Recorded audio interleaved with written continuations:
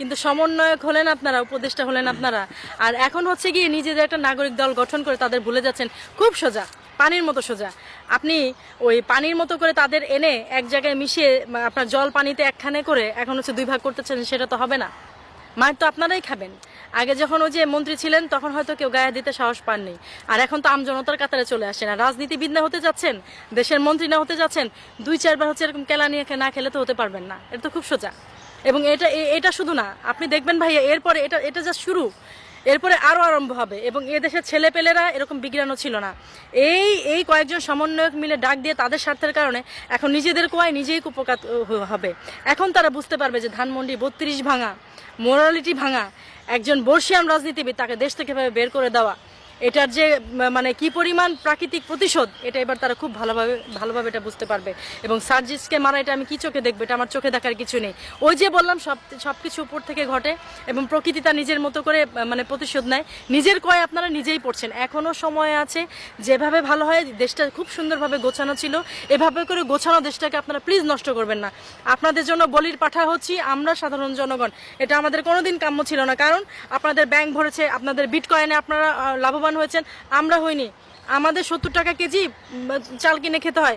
রিক্সা দিয়ে যখন আসি, রিক্সাওয়ালারা কষ্ট করে বলে আপা 10 টাকা দেন, 10 টাকা আমাদের পকেট থেকে যায়, আপনাদের যায় না। এই আপনারা হচ্ছে ওই এর আগে কি যমুনায় কি কেউ আপনার করেনি, অফিস করেনি? আপনারা হচ্ছে ওই রমনার কোনায় সেখানে আপনাদের 1 ঘাটি লাগে। আপনাদের ওই যে ইন্টারকন্টিনেন্টালের ওখানে আপনাদের 1 ঘাটি লাগে। তারপরে হচ্ছে ওই যে মিন্টো রোডে আপনাদের 1 ঘাটি লাগে। সারা বাংলাদেশের পুলিশ আর্মি সব ওখানে। আর জনগণের কি সিকিউরিটির ব্যবস্থা দরকার নেই? করতে থাকেন, কোনো সমস্যা নেই। মাত্র তো হচ্ছে ওই সার্জিস আলম এদের নিয়ে আরম্ভ হয়েছে, আপনাদের কই আপনারাই পড়বেন। এছাড়া ভাই আসলে আমার বলার কিছু নেই। আর একটা কথা হচ্ছে, এই যেভাবে কমেন্টস করেন, কেউ যদি দেশের মানুষের পক্ষ হয়ে কথা বলতে চায়, আপনাদের যাদের আতে ঘা লাগে, আপনি তখনই বুঝতে পারবেন আপনি অন্যায়কারী।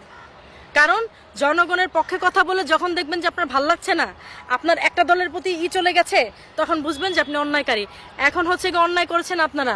ন্যায় কথা বলতে গেলে যদি কোনো দলের পক্ষে হয়ে যায়, সেজন্য তো আমরা যারা কথা বলি গালিগালাজ দিতে পারবেন না, কারণ আমরা নিরপেক্ষ ভাবি। অন্যায় করেছেন কেন? অন্যায় করার সময় আপনাদের মনে ছিল না?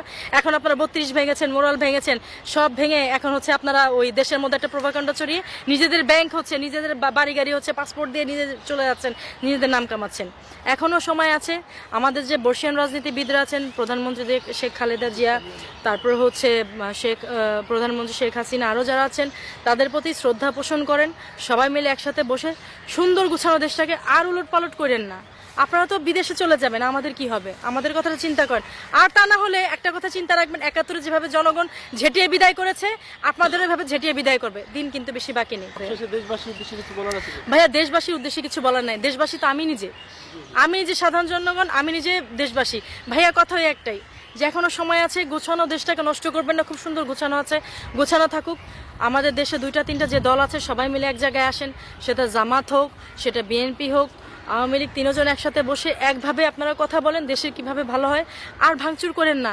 কই আয়না ঘর গিয়ে দেখছি যে একটা বাড়ির নিচে হচ্ছে গিয়ে আপনার করে, কি বলে যেন ওটাকে ভাইয়া, হ্যাঁ, আন্ডারপাস করে, সেখানে আপনারা খালি খালি আয়না ঘর খুঁজেন। কেন এগুলি করেন? নিজেদেরকে কেন লজ্জা দেন? বাইরের মানুষের কাছে কেন লজ্জিত হন? আর লজ্জিত করেন না, এগুলি আর করেন না। এগুলি কি কারণে করেন? এই দেশটা অনেক সুন্দর দেশ, অন্য কোনো দেশে এরকম পাবে না। 2-1টা দেশে যেখানে গিয়েছি, একটা বীজ লাগালে দেখবেন যে এখান থেকে কোনো শস্য ফল হয় না। এই দেশে হয়। এটা রহমতের দেশ, এটাকে আর নষ্ট করেন না দয়া করে। সবাই মিলে একসাথে থাকি আমরা।